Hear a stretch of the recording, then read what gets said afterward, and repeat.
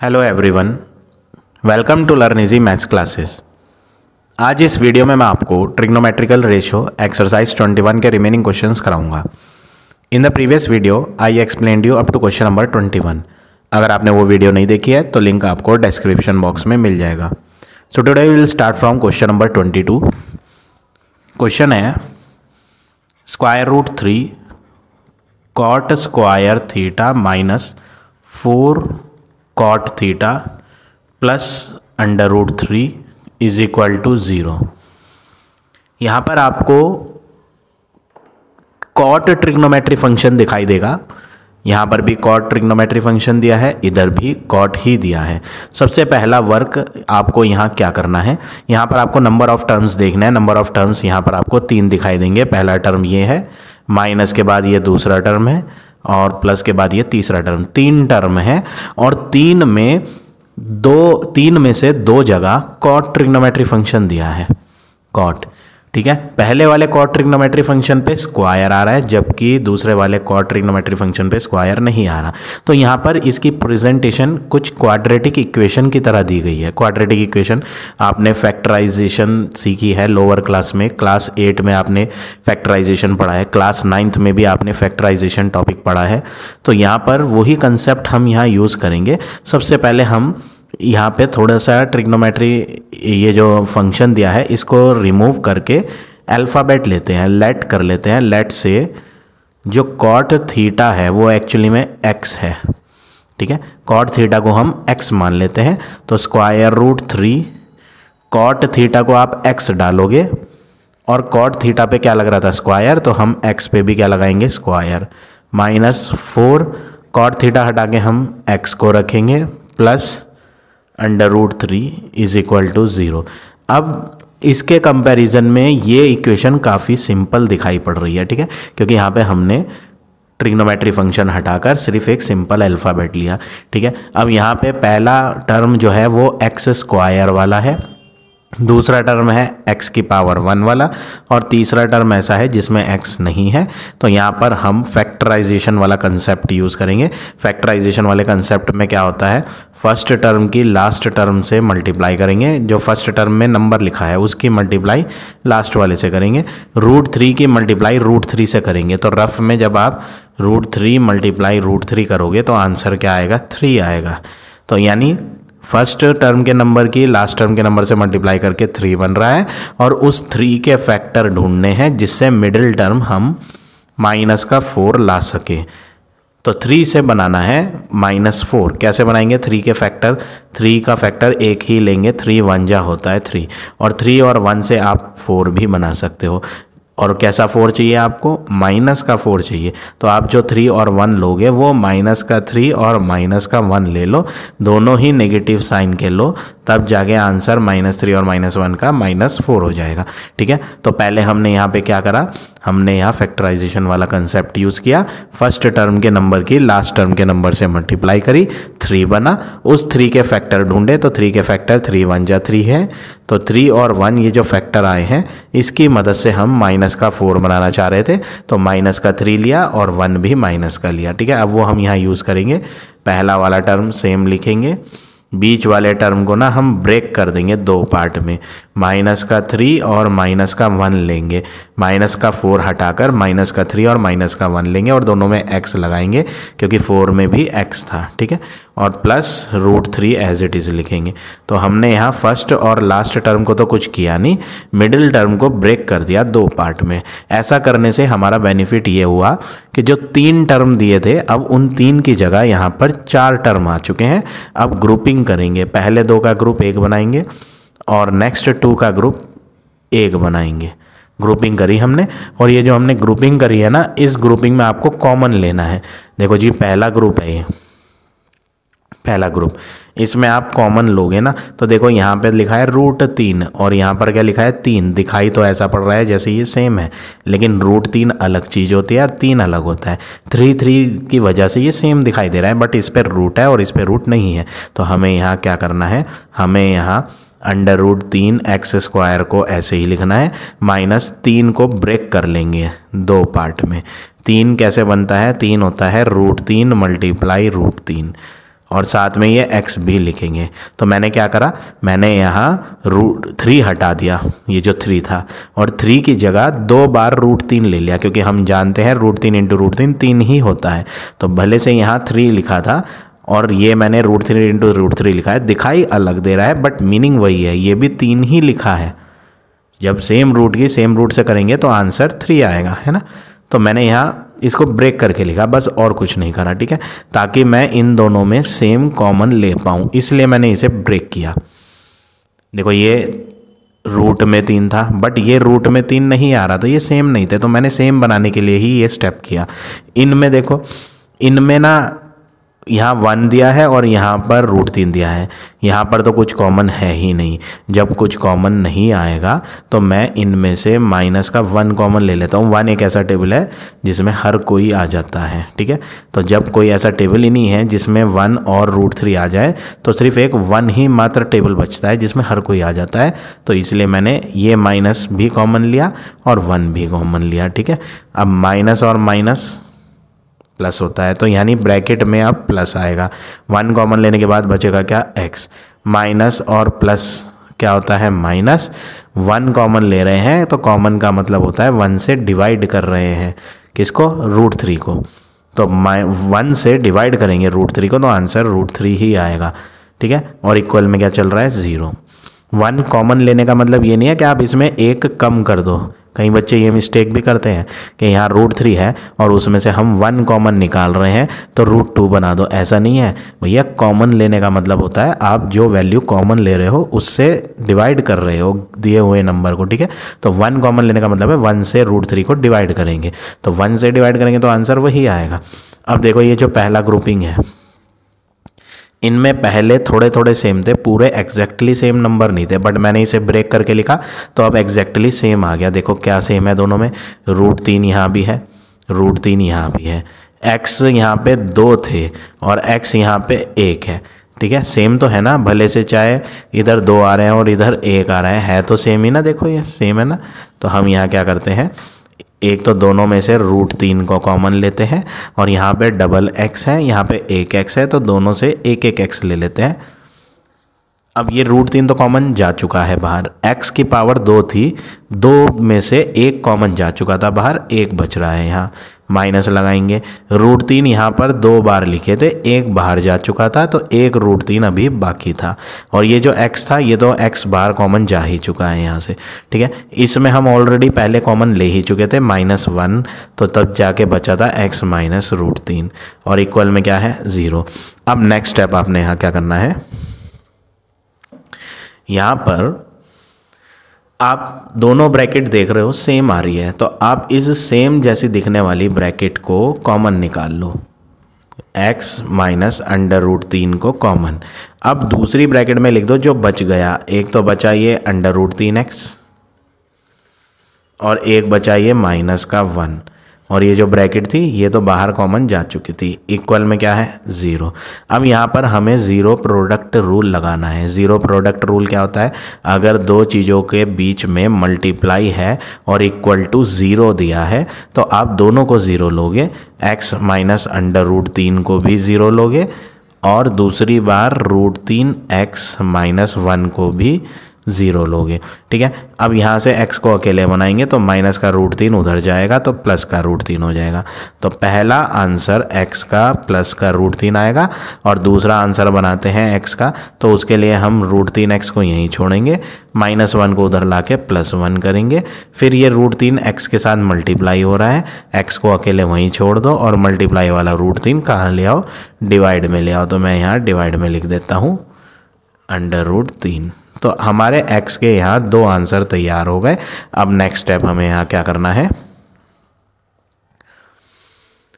x का answer √3 इधर लिखें और इधर लिखें दूसरा x का आंसर 1/√3। ये 2 आंसर तैयार करें।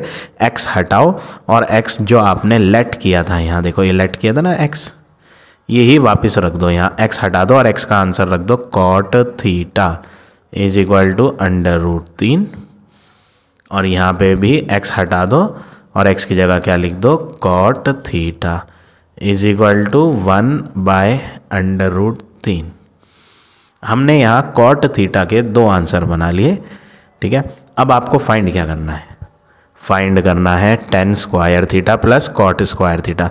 स्क्वायर हम बाद में देखेंगे, इन पे स्क्वायर लग रहे हैं, स्क्वायर तो हम खुद कर लेंगे वैल्यू का। हमें ज़रूरत किसकी है, एक तो टेन थीटा की ज़रूरत है और एक कॉट थीटा की। तो कॉट थीटा के तो आंसर आ चुके हैं 2, अब हम टेन थीटा के आंसर बनाते हैं। टेन थीटा क्या होता है हम जानते हैं, अगर फॉर्मूला लिखे ना P B P upon H H B, तो आप देखोगे जो टेन का फॉर्मूला होता है पी अपॉन बी, वही फॉर्मूला कॉट में भी होता है, लेकिन उल्टा होता है, बी अपॉन पी हो जाता है। यानी टेन की वैल्यू और कॉट की वैल्यू उल्टी होती हैं एक दूसरे की, रेसिप्रोकल। तो मुझे टेन थीटा बनाने के लिए क्या करना पड़ेगा, इस वाले √3 का रेसिप्रोकल करना पड़ेगा, जिसके नीचे कुछ नहीं दिया है यहाँ। जब यहाँ इसके नीचे कुछ नहीं है तो मैं इसके नीचे क्या लूँगा, 1 लूँगा, ठीक है ना। क्या लूँगा, 1, और 10 में जब लिखूँगा तो उल्टा कर दूँगा, 1 ऊपर हो जाएगा, √3 नीचे। सेम स्टेप यहाँ भी करोगे।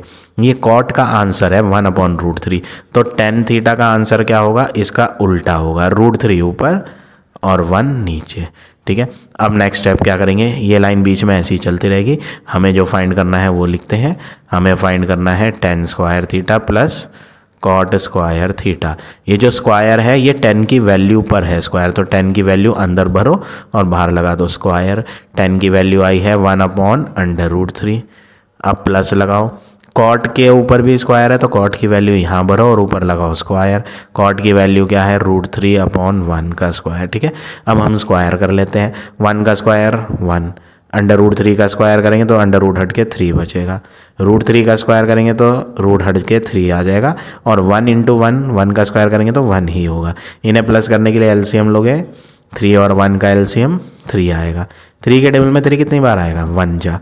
1 × 1 करेंगे 1, प्लस 1 के टेबल में 3 कितनी बार आएगा, 1 के टेबल में 3 बार आएगा। 3 × 3 करेंगे तो 9 आएगा, और 9 + 1 करेंगे तो 10/3।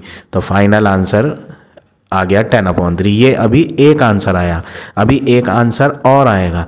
ये तो तब आंसर आया जब कॉट हमने √3 लिया और 10 हमने 1/√3 लिया। अब ये वैल्यू लेते हैं कॉट की 1/√3 और 10 की √3/1। ये भी यूज़ करके आंसर बनाएंगे।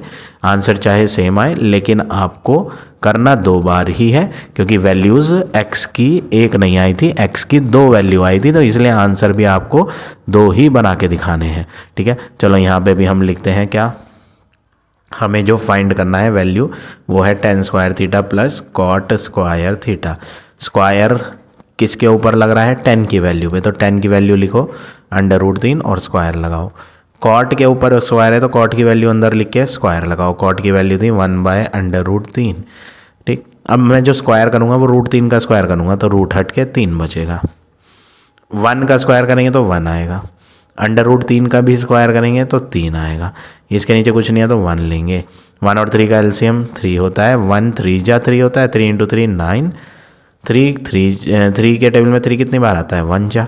1 × 1 करेंगे तो 1, तो फाइनली यहाँ पर भी वही आंसर आया 10/3। तो दोनों के आंसर सेम आए, इसलिए आंसर शीट में एक ही लिखा है, बट आपको दोनों करके दिखाने हैं। कई बार आंसर अलग अलग भी आते हैं तो आपको दोनों करके दिखाने हैं, ठीक है। तो ये हो गया आपका फाइनल आंसर क्वेश्चन नंबर 22 का। अब आ जाते हैं नेक्स्ट क्वेश्चन पे।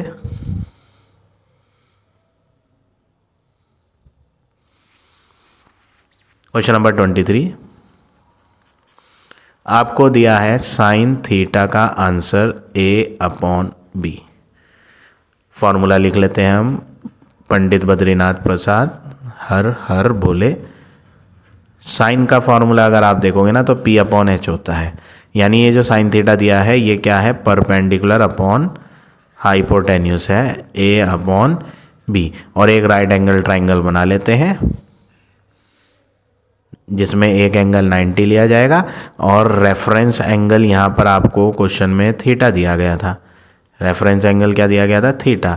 और हम जानते हैं कि थीटा रेफरेंस एंगल एक एक्यूट एंगल होता है, और एक्यूट एंगल यहाँ लिया जा सकता है या फिर इधर की जगह लिया जा सकता है। तो मैंने यहाँ नीचे दिखाना है थीटा, आप चाहो तो यहाँ ऊपर भी दिखा सकते हो, बट 90 वाली जगह पे थीटा नहीं दिखाएंगे, ठीक है। ये एक ट्राइंगल हो गया ABC, जिसमें परपेंडिकुलर आपको A दिखानी है हाइपोटेन्यूस आपको बी दिखानी है, तो हम यहाँ परपेंडिकुलर क्या ले लेते हैं ए, और 90 के सामने हाइपोटेन्यूस क्या ले लेते हैं बी, ठीक है ना। सॉरी स्मॉल बी लिखेंगे, मैंने कैपिटल लिख दिया। ये 90 के सामने है हाइपोटेन्यूस। ये थीटा एंगल जो था रेफरेंस वाला उसके सामने वाली लाइन है जिसको हम क्या लेते हैं परपेंडिकुलर, और जो तीसरी होती है वो बेस होती है। पाइथागोरस थ्योरम यूज़ करेंगे, hypotenuse square is equal to perpendicular square plus base square, ठीक है। हाइपोटेन्यूस में फिल करेंगे बी, तो बी का स्क्वायर, परपेंडिकुलर में हम फिल करेंगे ए, तो ये होगा ए का स्क्वायर, प्लस बेस में हम फिल करेंगे जो साइड है नेम बी सी का स्क्वायर। अब ए स्क्वायर को इधर लाओगे तो ये हो जाएगा B square minus A square is equal to में बी सी स्क्वायर। ये जो स्क्वायर है ये इधर लाएंगे तो स्क्वायर रूट बन जाएगा B square minus A square पे, और इक्वल में क्या आएगा बी सी। ये जो स्क्वायर था वो हमने यहाँ से हटा के रूट बना दिया, ठीक है। ये आ गया बी सी का आंसर। अब तीनों साइड हमारे पास आ चुकी हैं फिगर में, मैं दोबारा फिगर बनाता हूँ वही सेम। 90 यहाँ है, थीटा यहाँ है, थीटा के सामने परपेंडिकुलर बी था ए था सॉरी,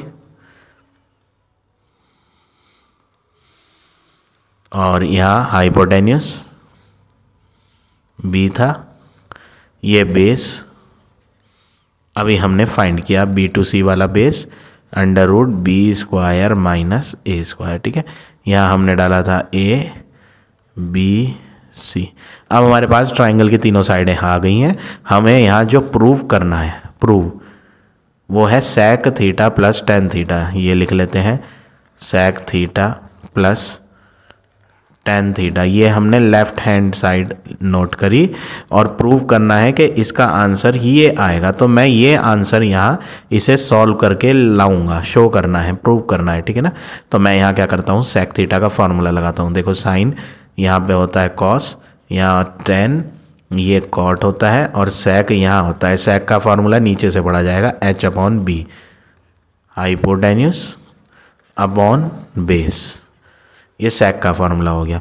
और टेन का फार्मूला देखूंगा ना तो टेन होता है P upon B, perpendicular upon base. अब हम इसमें क्या करेंगे, हम यहाँ पे वैल्यू फिल करेंगे। हाइपोटेन्यूस की वैल्यू फिगर में देखो, हाइपोटेन्यूस है बी, अपॉन बेस देखें तो बेस है under root B square minus A square, plus perpendicular देखोगे परपेंडिकुलर क्या है ए, और बेस क्या है under root B square minus A square. यहाँ पे दो फ्रैक्शंस को आपस में क्या करना है प्लस करना है। तो इन दोनों फ्रैक्शंस को प्लस करने के लिए आप क्या करोगे एलसीएम, दोनों डिनोमिनेटर सेम है तो एलसीएम वही आएगा अंडर रूट के अंदर B square minus A square. Same के टेबल में सेम वन जा आता है, वन इंटू ऊपर वाला बी होगा, प्लस ये सेम है और ये भी सेम है तो सेम के टेबल में सेम वन जा, वन इंटू ऊपर वाला ए करेंगे तो ए। अब आपने यहाँ क्या नोटिस करा, ऊपर आ रहा है b प्लस ए और नीचे आ रहा है under root B square minus A square. ये जो नीचे आ रहा है ना ये तो एक एलजेब्रा का फॉर्मूला है B square minus A square. इसमें आपको क्या करना होता है, देखो ऊपर तो सेम है b प्लस ए अपॉन नीचे रूट के अंदर एलजेब्रा का फॉर्मूला दिखाई दे रहा है B square minus A square is equal to, एक बार दोनों को प्लस करो b प्लस ए और दूसरी बार दोनों को माइनस करो b माइनस ए।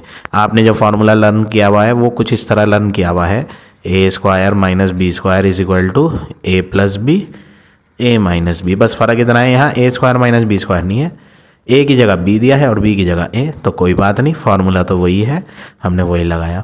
अब आप प्रूफ वाले में राइट हैंड से इसे कंपेयर करो जो हमारा आया, देखो ध्यान से कि ये जो आंसर हमें लाना है राइट हैंड पर उसमें ऊपर भी रूट है और नीचे भी रूट है। देखो दिख रहा है ना पूरा रूट बड़ा सा, जबकि हमारा ऊपर रूट नहीं आ रहा, लेकिन मैं इसको ऊपर रूट दिखा सकता हूँ। देखो 3 है, 3 में तो कहीं रूट नहीं है, लेकिन मैं इसको रूट दिखा सकता हूँ। कैसे दिखा सकता हूँ, रूट 3 की मल्टीप्लाई रूट 3 से अगर किया जाए तो 3 ही बनता है। मैंने अभी प्रीवियस क्वेश्चन में ये कराया भी था जब मैं आपको फैक्टराइज करा रहा था।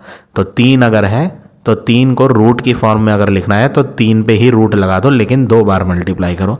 तो यहाँ पे रूट नहीं है, लेकिन मुझे रूट लाना है, तो मैं इसे रूट में करने के लिए एक बार नहीं 2 बार मल्टीप्लाई में लिखूंगा, ठीक है। बी प्लस ए इंटू रूट बी प्लस ए, क्योंकि सेम वाले रूट की सेम वाले रूट से करते हैं तो आंसर वही आएगा एक बार, बट रूट भी हट जाएगा। तो यहाँ पे उल्टा था, देखो ये बिना रूट के दिया था और मैंने इसे रूट में लिखना चाहा, तो मैंने इसे रूट में 2 बार मल्टीप्लाई करा, ताकि जब मैं इसकी इससे मल्टीप्लाई करूं भी सेम की सेम से, तो आंसर b प्लस ए ही आए और रूट हट भी जाए, ठीक है ना। तो मैंने इसको बदल के ऐसे लिख दिया। और जो नीचे है, नीचे उसे देखो, नीचे है रूट के अंदर b प्लस ए, उसी रूट के अंदर b माइनस ए है। मैं एक काम करता हूँ, इन्हें अलग अलग कर देता हूँ ऐसे, एक रूट इस ब्रैकेट पे बनाऊंगा, एक रूट इस ब्रैकेट पे, ठीक है। अब नेक्स्ट बार क्या करना है, b प्लस ए सेम रूट ऊपर भी है और नीचे भी है, ये कट गए, ठीक है। अब बचा कौन, बचता है आपका रूट के अंदर b plus A upon root के अंदर b माइनस ए। अब ये कुछ क्वेश्चन जैसा ही है, बस फ़र्क इतना है कि यहाँ पे रूट सिंगल था बट मेरे रूट अलग अलग आ रहे हैं। कोई बात नहीं, ये रूट है तो सेम काइंड के, ये भी रूट स्क्वायर रूट है और ये भी रूट स्क्वायर रूट है, तो हम एक ही रूट बनाएंगे, 2 ना बना करके, और ऊपर b प्लस ए नीचे b माइनस ए। तो ये आ गया आपका आंसर जो हमें प्रूव करना था। तो एट लास्ट हम क्या लिखेंगे, हमने LHS को सॉल्व किया और वो आंसर इक्वल आया RHS के, हैंस प्रूव्ड। तो जो चीज़ हमें प्रूव करनी थी वो हो चुकी। तो इस तरह से आप ये क्वेश्चन नंबर 23 करेंगे। अब आ जाते हैं नेक्स्ट क्वेश्चन पे।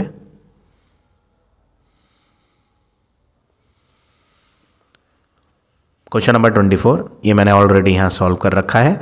आपको गिवन क्या था, sine theta plus cosec theta, और आपसे पूछा क्या था, sine square theta plus cosec square theta. मतलब जो दिया है उसके जैसा ही यहाँ पूछा है, बस फ़र्क इतना है कि इन पे स्क्वायर आ रहा था।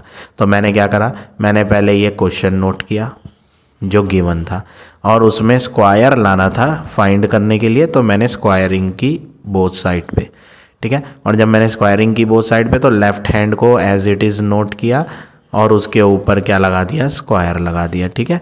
लेफ़्ट हैंड को सेम नोट करके उस पर स्क्वायर लगाया।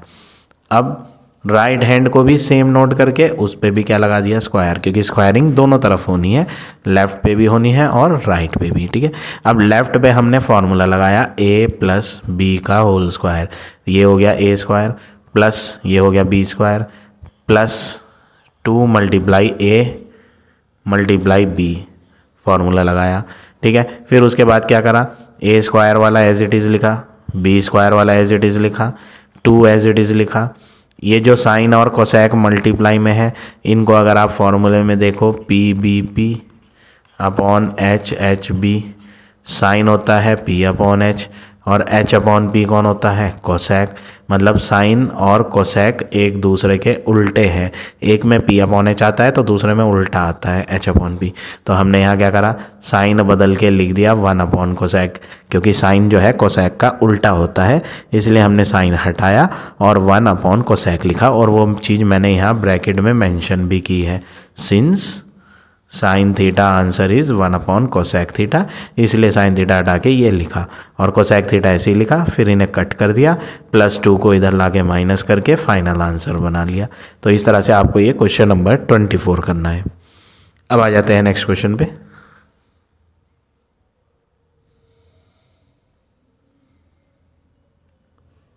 Question number 25, sec theta minus tan theta upon sec theta plus tan theta is equal to 1 upon 4। देखो यहाँ पर न्यूमरेटर में भी ट्रिग्नोमेट्री फंक्शन सेक और टेन है, नीचे डिनोमिनेटर में भी, तो हमें यहाँ ना क्रॉस मल्टीप्लाई करनी है। सबसे पहले ये जो 4 है ये यहाँ मल्टीप्लाई में आएगा, 4 multiply sec theta minus tan theta is equal to, ये जो यहाँ डिवाइड में है ये 1 के साथ मल्टीप्लाई में आएगा, sec theta plus tan theta. ऐसा पर्पस क्या है हमारा करने का? देखो क्रॉस मल्टीप्लाई जब आप करोगे ना तो sec और tan लेफ्ट पर भी आएंगे, sec और tan राइट पर भी आएंगे। अभी तो ऊपर नीचे आ रहे थे बट बाद में लेफ्ट और राइट पर आएंगे। फिर हम क्या करेंगे, सारे sec वाले लेफ्ट पर कर लेंगे, सारे राइट साइड पर क्या कर लेंगे, tan वाले अलग अलग कर लेंगे इन्हें, ठीक है। तो हम यहाँ पहले ब्रैकेट ओपन करते हैं, 4 की इससे भी मल्टीप्लाई करते हैं और 4 की आगे भी करते हैं, ठीक है, दोनों से करते हैं। तो 4 इंटू sec थीटा क्या बनेगा, 4 sec theta. 4 into tan theta करेंगे तो माइनस का 4 tan थीटा। अब 1 से करेंगे तो 1 से तो आप इस पूरे की करोगे तो आंसर यही आएगा, 1 से करने पे कोई फ़र्क नहीं पड़ता। नेक्स्ट वर्क क्या करेंगे, sec थीटा को इधर कर देते हैं, tan थीटा को इधर, तो ये है 4 sec थीटा। ये जो प्लस का है ये उधर आके माइनस का हो जाएगा sec theta is equal to, ये जो माइनस का 4 tan थीटा है ये इधर आ जाएगा तो हो जाएगा प्लस का 4 tan थीटा, और एक पहले से ही है प्लस का tan थीटा। तो 4 tan theta plus tan theta बन जाएगा 5 बार tan थीटा। 4 sec थीटा में से 1 sec थीटा माइनस करेंगे तो बनेगा 3 sec थीटा, ठीक है। अब नेक्स्ट वर्क क्या करना है, देखो हमने सारे sec लेफ्ट पे कर दिए, सारे tan लेफ्ट पे कर दिए, तो सिंगल सिंगल sec और सिंगल tan हो गए, दो नहीं आए। पहले तो दो दिख रहे थे, sec भी 2 बार tan भी 2 बार, अब ऐसा नहीं है, अब एक एक हो गए। अब नेक्स्ट वर्क क्या करेंगे, फार्मूला PBP अपॉन HHB, ये फार्मूला देखें। देखो sec कहाँ होता है, sec होता है यहाँ पे, देखो कौन होता है, cos B अपॉन H, और नीचे होता है sec, नीचे कौन होता है, sec। sec का फार्मूला क्या होता है, अगर आप देखें sec तो नीचे से पढ़ा जाता है H अपॉन B, मतलब cos वाला ही आंसर sec में भी होता है, बस उल्टा होता है, ये फ़र्क है। तो आपको क्या करना है, 3 तो ऐसे ही लिखो, यहाँ कोई साइन नहीं तो मल्टीप्लाई लगाओ, sec को हटाओ, और sec किसका उल्टा होता है, cos का, तो उल्टा कैसे लिखते हैं, 1 अपॉन करके, sec is the reciprocal of cos। तो हमने sec थीटा हटाया, 1 अपॉन cos थीटा लिखा। इसी तरह tan की बात करें, tan का ना एक फॉर्मूला होता है, वो आप लगाएंगे यहाँ, tan थीटा बराबर sin theta upon cos theta. ये आइडेंटिटी यहाँ यूज़ करेंगे, फार्मूला है ये कि tan थीटा हटाएं और इसकी जगह क्या लें, sin theta upon cos theta. Next work क्या करेंगे, ये जो डिवाइड में cos थीटा है ये इधर लाके मल्टीप्लाई कर लो, तो यहाँ पे 3 इंटू 1 3 रह जाएगा, is equal to 5 into sine theta upon cos theta, और ये जो डिवाइड वाला कॉस थीटा था ये उधर आके मल्टीप्लाई होगा कॉस थीटा में, कॉस थीटा कट जाएंगे, और ये जो मल्टीप्लाई 5 था ये लेफ्ट पर आ जाएगा डिवाइड में। तो फाइनली जो आंसर आएगा 3 अपॉन 5, और इज इक्वल टू में क्या रह जाएगा, साइन थीटा। कॉस थीटा तो कट चुके, तो हमने यहाँ साइन थीटा का आंसर फाइंड कर लिया। क्वेश्चन में भी यही पूछा था, find the answer of sine theta. तो फाइनल आंसर हो गया इसका 3 अपॉन 5। अब आ जाते हैं नेक्स्ट क्वेश्चन पे।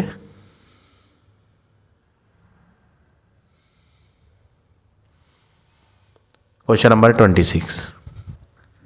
26 क्वेश्चन में आपको एक ब्रैकेट में दिया है sign A plus cos A whole square, plus दूसरी ब्रैकेट में दिया है sign A minus cos A whole square, और वो कह रहा है प्रूव करो कि इसका आंसर 2 आएगा। तो मैं 2 लिखूंगा नहीं, मुझे 2 लेकर आना है। सबसे पहला काम क्या करना है आपको ना, यहाँ अलजेब्रा फार्मूला लगाना है a प्लस बी स्क्वायर, और इधर लगाना है दूसरा formula a minus B square.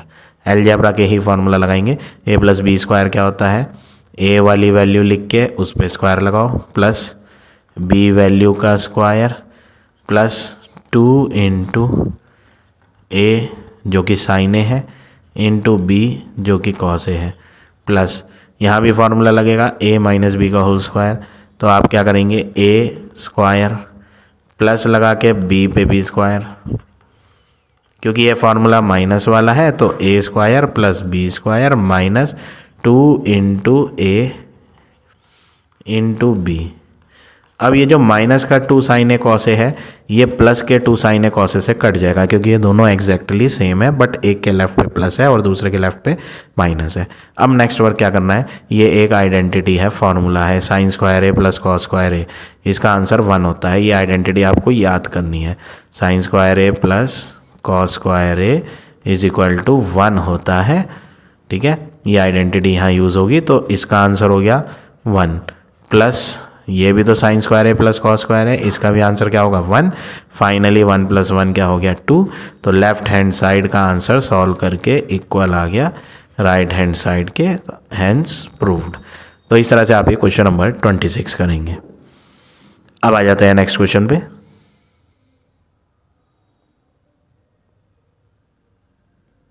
Question number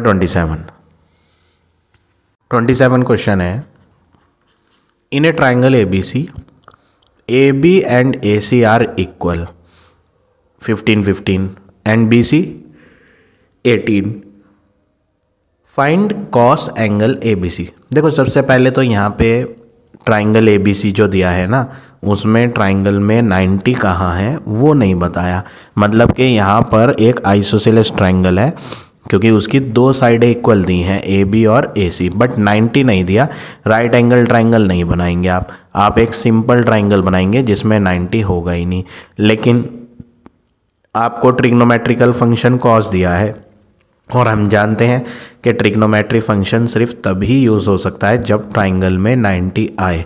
वो बहुत कंपल्सरी कंडीशन है वो, कि ट्राइंगल का राइट एंगल ट्राइंगल होना ज़रूरी है, तभी आप कोई भी आइडेंटिटी, कोई भी ट्रिग्नोमेट्रिकल रेशो यूज़ कर पाएंगे। अदरवाइज़ 90 नहीं होगा तो कोई भी फॉर्मूला साइन कॉस टेन का आप यूज़ नहीं कर पाओगे। तो लेकिन क्वेश्चन में तो राइट एंगल ट्राइंगल कहा नहीं, तो हमें फिर क्या करना पड़ेगा। देखो पहले तो हम ट्राइंगल लिख लेते हैं ABC। ये मैंने एक ट्राइंगल बनाया जिसकी इक्वल वाली साइड मैंने ऊपर रखी, AB और AC कितनी 15-15 सेंटीमीटर, और नीचे की BC कितनी है 18 सेंटीमीटर। ठीक है, अब यहाँ पर राइट एंगल ट्राइंगल नहीं बनाया क्योंकि क्वेश्चन में कहा ही नहीं था कि ये ट्राइंगल राइट एंगल ट्राइंगल है। क्वेश्चन में कहा था कि ये एक आइसोसेलेस है। अब यहाँ पर जब तक 90 नहीं आएगा तब तक साइन कॉस टेन कोई भी फॉर्मूला नहीं लगेगा, तो उसके लिए हमें ना कंस्ट्रक्शन करना पड़ेगा। ये जो हिंट दिया हुआ है ना, ये हिंट एग्जाम में दिया हुआ नहीं आता, टेक्स्ट बुक में दिया है, कोई बात नहीं, बट आपको एग्ज़ाम में नहीं दिया हुआ है ये, तो आपको खुद पता होना चाहिए। आपको ना कंस्ट्रक्शन करना है, आपको ड्रॉ करनी है खुद एक लाइन जो A से बनाई जाए BC पर, और वो भी क्या बनाई जाए परपेंडिकुलर। तो आपको क्या करना है, ड्रॉ A to M, इसको नाम दे देते हैं, ये कौन है M है। Draw AM perpendicular on B to C, BC line perpendicular बनाएंगे। क्यों बनाएंगे परपेंडिकुलर, क्योंकि भैया हमें साइन कॉस टेन तब लगा सकते हैं जब ट्राइंगल में 90 डिग्री आ रहा हो। तो इसीलिए मुझे एक परपेंडिकुलर ड्रॉ करना पड़ा जिसका नाम क्या है AM। क्वेश्चन में AD बोला है, आप AD भी ले सकते हो, मैंने यहाँ M लिया, कोई फ़र्क नहीं पड़ता, आप D ले लो। ठीक है, अब यहाँ पर ना एक प्रॉपर्टी लगानी है, क्या, इन एन आइसोसेलेस ट्राइंगल। ये एक ट्राइंगल कैसा है आइसोसेलेस ट्राइंगल, तो आइसोसेलेस ट्राइंगल के अंदर ये प्रॉपर्टी है, क्या property, perpendicular drawn from vertex bisects the base. ये प्रॉपर्टी यूज़ करनी है हमने कि परपेंडिकुलर जो ड्रॉ किया जाएगा वर्टेक्स से, जो ऊपर की तरफ आ रहा है A वर्टेक्स, उससे जो हम परपेंडिकुलर ड्रॉ करेंगे वो बेस को, नीचे बेस को क्या करेगा, बाइसेक्ट करेगा। सो B से लेकर M तक की लंबाई और M से लेकर C तक की लंबाई बराबर बराबर होगी। पूरी दी थी कितनी 18, तो ये बराबर बराबर 9-9 सेंटीमीटर होगी, इधर भी 9 इधर भी 9। अब आप एक ट्राइंगल ले लेंगे कोई सा भी, हम इधर वाला राइट एंगल ट्राइंगल ले लेते हैं, यहाँ 90 है, A ये M वर्टेक्स है और ये B, यहाँ पे 9 आया, यहाँ पे 15 ऑलरेडी दिया था, AM हमें पता नहीं, हम इसमें इजीली पाइथागोरस थ्योरम लगाएंगे। In triangle AMB Pythagoras theorem लगाएंगे। 90 के सामने कौन होता है, हाइपोटेन्यूस। ठीक है, आपको फाइंड क्या करना था, कॉस एंगल ABC। देखो बीच में B आ रहा है ना, तो ये जो B एंगल है ना, ये एक रेफरेंस एंगल है, क्योंकि फाइंड करना है कॉस ABC।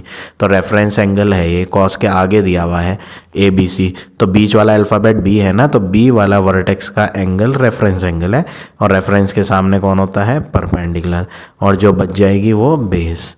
90 के सामने हाइपोटेन्यूस। पाइथागोरस थ्योरम लगाएंगे, ए बी का स्क्वायर हाइपोटेन्यूस का स्क्वायर, परपेंडिकुलर है A M square plus base है B M square. A B का स्क्वायर करेंगे तो ए बी हमें मालूम है 15, तो हम यहाँ 15 का स्क्वायर करेंगे is equal to A M हमें मालूम नहीं, बी एम हमें पता है 9, 15 का square 15 into 15 225, A M square plus 9 का स्क्वायर करोगे ना तो 9 9 जा 81, 81 इधर आके माइनस होगा, 225 माइनस 81 करेंगे और is equal to A M square. अब आपको दोनों को माइनस करना है, 225 को और 81 को, तो दोनों को रफ में आप माइनस करके देखेंगे तो आपके पास आंसर आएगा 144। ठीक है, मैं यहाँ लिख देता हूँ 144 is equal to A M square, square हटा के इधर रूट बनेगा 144 पे और आपका आंसर ए एम का आ जाएगा कितना 12 सेंटीमीटर। तो ये 12 आ गई हमारी। ठीक है, अब आपको cos angle A B C find करना है। फिगर ये बनी हुई है, ये रेफरेंस एंगल बी कोने वाला ए एम, ठीक, और ये हमारी ए एम है जो हमने अभी फाइंड करी, ए बी हमें पता थी, ए बी एम जो थी वो भी पता थी।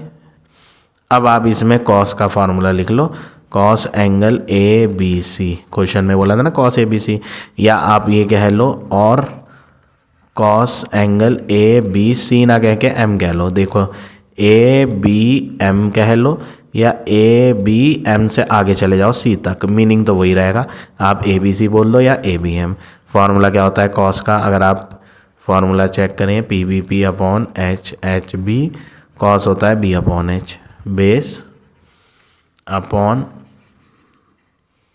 हाइपोटेन्यूस। तो आप यहाँ फिगर में बेस हाइपोटेन्यूस मेंशन करो, 90 यहाँ है तो 90 के सामने हाइपोटेन्यूस, रेफरेंस एंगल के सामने परपेंडिकुलर और ये बेस। तो बेस में क्या लेंगे 9, हाइपोटेन्यूस क्या दिया है 15, 3 के टेबल से काट लेते हैं, 3 3 जा 9, 3 5 जा, तो फाइनली जो हमें यहाँ 27 का आंसर मिला वो मिला 3/5। तो इस तरह से आप ये क्वेश्चन नंबर 27 करेंगे। अब आ जाते हैं नेक्स्ट क्वेश्चन पे।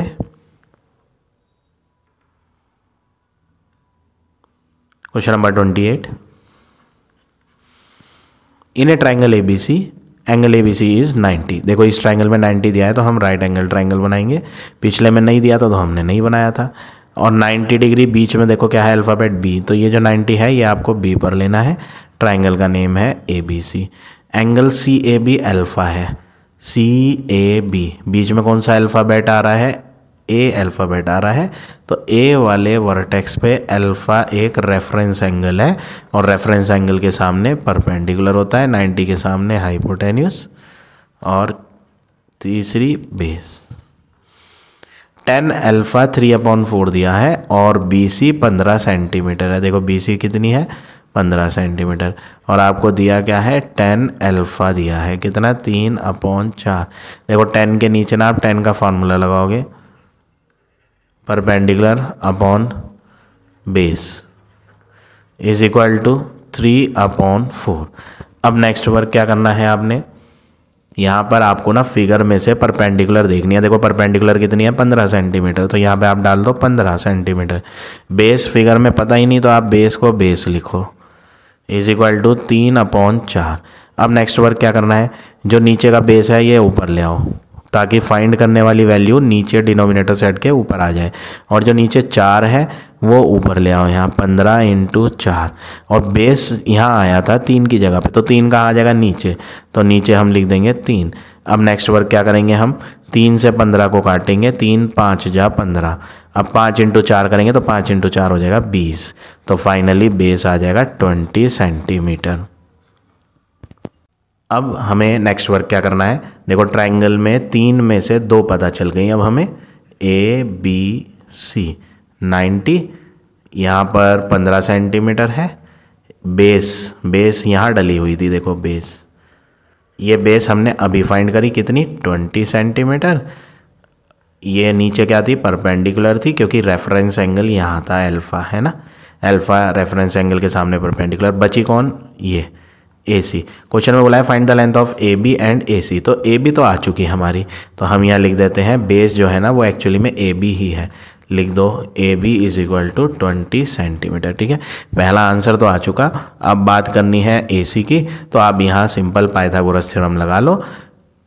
AC का square is equal to AB का स्क्वायर प्लस BC का स्क्वायर। AC फाइंड करनी है, AB 20 का स्क्वायर, बेस BC ये हो गया 15 परपेंडिकुलर। 20 का स्क्वायर करोगे तो 400, 15 का स्क्वायर करोगे तो 225, और इधर AC स्क्वायर है। AC square is equal to 625। ठीक है, अब आप स्क्वायर हटा के इधर रूट लोगे, और 625 का रूट होता है 25। तो आपका AC का भी आंसर आ गया कितना, 25 सेंटीमीटर। तो इस तरह से आपको ये क्वेश्चन नंबर 28 करना है। अब आ जाते हैं नेक्स्ट क्वेश्चन पे। Question number 29। In a rhombus ABCD diagonal AC is 18। चलो हम सबसे पहले एक रोम्बस की फिगर बनाएंगे। रोम्बस 4 साइडेड फिगर होती है जिसकी चारों साइडें इक्वल होती हैं। ये एक रोम्बस है ABCD। AC वाला डायगोनल दिया है कितना, 18। ये पूरा 18 है। ठीक है, the angle between diagonal BD and side AB। देखो डायगोनल BD डायगोनल ये है, इसे भी जोड़ लेते हैं। मान लो ये दोनों डायगोनल यहाँ जहाँ टकराए वो कौन है, O है। ठीक है, सबसे पहले हमें AC डायगोनल दिया था, हम सबसे पहले AC डायगोनल लिखते हैं। Diagonal AC is 18 centimetre. ये पूरा डायगोनल 18 है, तो 9 इधर लेंगे, 9 इधर। अगली लाइन में आप लिखो A से लेके O तक, O से लेके C तक 18 का आधा 9 सेंटीमीटर लेंगे, क्योंकि ये प्रॉपर्टी होती है डायगोनल बाइसेक्ट करते हैं। आधा का मतलब बाइसेक्ट करते हैं ईच अदर, एक दूसरे को। ये रोम्बस की प्रॉपर्टी है, इसलिए मैंने पूरा 18 ना लेके 9 इधर कर दिया, 9 इधर कर दिया। ठीक है, अब एंगल दे रहा था डायगोनल BD और साइड AB के बीच का। ये रहा डायगोनल BD और साइड AB। ये लाइन और इस लाइन के बीच का एंगल, ये जो बीच का एंगल है ये दिया है कितना, अल्फा। तो लिख देंगे हम एंगल, यहाँ से स्टार्ट करते हैं OBA। B वाले कोने पे अल्फा है। ठीक है, अब यहाँ पर हम इस एंगल को 90 लेंगे। क्यों लेंगे 90? ये डायगोनल जहाँ आपस में टकराते हैं रोम्बस में, वहाँ पे परपेंडिकुलर होता है 90। ये प्रॉपर्टी है क्या, diagonals of rhombus are perpendicular to each other. Rhombus के डायगोनल एक दूसरे के परपेंडिकुलर होते हैं, देयरफॉर हम एंगल 90 लेंगे। कौन सा angle, AOB। We can take 90 degree. ठीक है, अब ऐसा करने से बेनिफिट ये हुआ कि आपको एक राइट एंगल ट्रायंगल मिला जिसका नाम है AOB। उसमें एक रेफरेंस एंगल अल्फा है और एक 90 डिग्री है। 90 के सामने हाइपोटेन्यूस होती है, अल्फा रेफरेंस एंगल के सामने परपेंडिकुलर, और तीसरी जो बची वो बेस। आपको परपेंडिकुलर A से O तक पता है कितनी, 9 सेंटीमीटर, और कोई मालूम नहीं है, ना OB मालूम है ना AB। अब क्वेश्चन में क्या बोला है, find the diagonal BD and perimeter of rhombus. वो कह रहा है BD डायगोनल निकालो और रोम्बस का पेरीमीटर। देखो रोम्बस का पेरीमीटर निकालने के लिए आपको रोम्बस की साइड की ज़रूरत पड़ेगी। पेरीमीटर किसे कहते हैं, बाउंड्री को कहते हैं। तो बाउंड्री निकालने के लिए आपको जो रोम्बस है उसकी साइड तो फाइंड करनी पड़ेगी ना। तो यहाँ पर रोम्बस की साइड कौन है, AB है। AB is the side of rhombus. तो हम AB को फाइंड करते हैं सबसे पहले। ये हाइपोटेन्यूस है, तो एक हाइपोटेन्यूस का यूज़ करते हैं जो हमें फाइंड करनी है, और एक परपेंडिकुलर का यूज़ करते हैं जो हमें पता है। परपेंडिकुलर और हाइपोटेन्यूस फार्मूला देखते हैं, PBP अपॉन HHB। परपेंडिकुलर और हाइपोटेन्यूस कौन सा फार्मूला होता है, साइन। तो हम ना यहाँ साइन का फार्मूला यूज़ करते हैं। कौन से ट्राइंगल में वर्क कर रहे हैं? इन ट्राइंगल AOB, ये जो हमने फिगर बनाई हुई है, इसमें हम ना साइन का फॉर्मूला यूज़ करते हैं। और रेफरेंस एंगल की बात करें तो रेफरेंस एंगल क्या है? अल्फ़ा दिया है। क्या दिया हुआ है? अल्फ़ा। लेकिन यहाँ पर मैंने एक चीज़ यूज़ करना भूल गया, ये कॉस अल्फ़ा। हम साइन अल्फ़ा यूज़ नहीं करते, हम तो कॉस अल्फ़ा ही यूज़ करते हैं, क्योंकि ऑलरेडी क्वेश्चन में दे रखा है, इसलिए हम साइन क्यों यूज़ करें, कॉस अल्फ़ा यूज़ करते हैं। ठीक है ना, कॉस का फार्मूला यूज़ करते हैं। कॉस का साइन का होता है P/H, कॉस का होता है B/H। तो हम cos alpha is equal to 0.8 दिया है। कॉस का फार्मूला होता है base upon hypotenuse is equal to 0.8। Point हटा के नीचे क्या लगाओ? 10। 8 और 10 को काटो, 2 4 जा 8, 2 5 जा 10। बेस और हाइपोटेन्यूस फिगर में देखो, बेस तो है OB, बेस कौन है? OB, अपॉन हाइपोटेन्यूस की बात करें, हाइपोटेन्यूस कौन है? AB, is equal to 4/5। हमने यहाँ OB अपॉन AB 4/5 को एंड करा, ना तो हमारे पास OB है और ना हमारे पास AB है। तो ये एक्चुअली में आपके पास एक रेशो आ गया। किसका रेशो? OB रेशो AB आ गया। कितना? 4:5।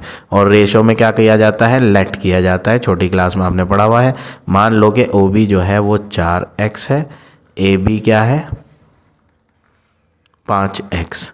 ठीक है, OB 4x, AB 5x। Pythagoras theorem लगा लो ट्राइंगल में, hypotenuse square is equal to perpendicular square plus base square. Hypotenuse figure में देखो 90 के सामने हाइपोटेन्यूस वर्ड 5x पर है, तो 5x का स्क्वायर। परपेंडिकुलर वर्ड देखो 9 पर है, तो 9 का square, plus base word 4x पर है, तो 4x का स्क्वायर। 5 का स्क्वायर 25, x का स्क्वायर करोगे तो x स्क्वायर, 9 का स्क्वायर करोगे तो आएगा 81। 4x का स्क्वायर करोगे ना तो 4 का स्क्वायर 16 और x का स्क्वायर x स्क्वायर। ये x वाले इधर ले आओ, तो 25x square minus 16x square और इक्वल में रह जाएगा 81। और जब आप इन्हें माइनस करोगे तो आपको आंसर मिलेगा 9x square is equal to 81। अब आप नेक्स्ट वर्क क्या करोगे?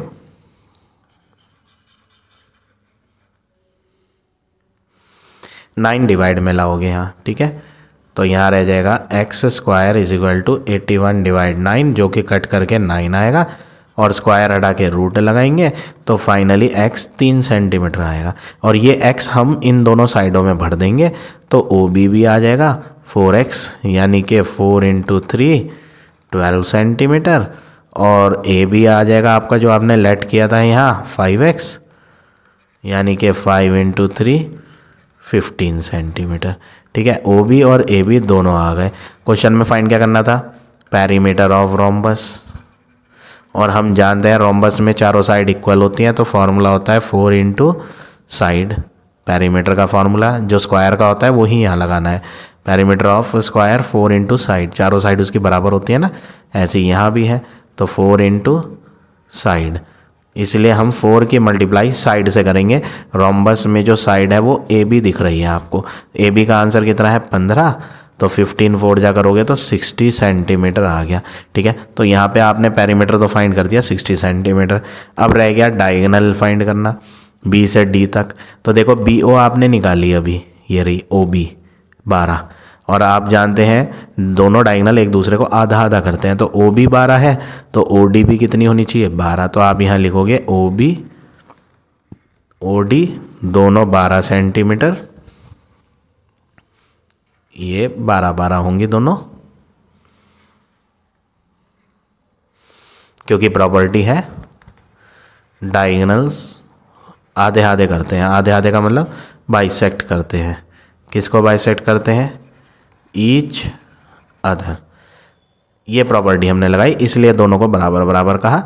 तो पूरा डायगोनल जो है B से लेकर D तक का, B से लेकर D तक का, वो BO प्लस OD है। यहाँ लिखते हैं BO प्लस OD, तो ये हो गया 12 प्लस 12 24 सेंटीमीटर। तो डायगोनल BD आ गया हमारा कितना? 24 सेंटीमीटर। तो इस तरह से आप ये क्वेश्चन नंबर 29 करेंगे। So now this exercise is over. I hope आज का पढ़ाया हुआ टॉपिक आप सबको समझ आ गया होगा। If you like my way of teaching then please like, comment और शेयर ज़रूर करें।